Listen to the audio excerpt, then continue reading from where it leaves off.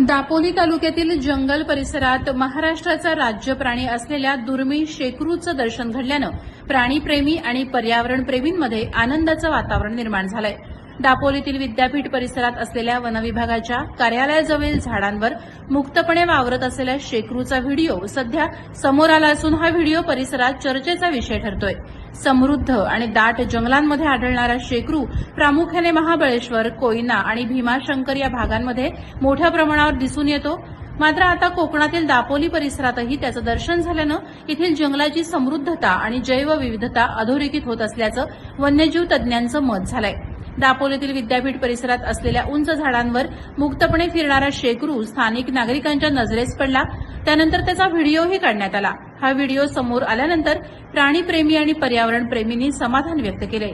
शेकरू हा महाराष्ट्राचा राज्य प्राणी असून त्याच्या संवर्धनासाठी शासनाकडून विशेष प्रयत्न केले जातात। वन्यजीव संरक्षण कायद्याअंतर्गत शेकरूला वाघाप्रमाणे सर्वोच्च कायदेशीर संरक्षण मिळाले। त्यामुळे दापोली परिसरात शेकरूचं दर्शन होणं ही या भागातील पर्यावरणासाठी सकारात्मक बाब मानली जाते। या घटनेनंतर वनविभागाकडूनही समाधान व्यक्त करण्यात आलं असून दापोली परिसरातील जंगल आणि जैवविविधतेचं संवर्धन करण्यासाठी नागरिकांनी सहकार्य करावं असं आवाहनही करण्यात येत आहे। प्रहार डिजिटलसाठी राकेश कोळी, दापोली।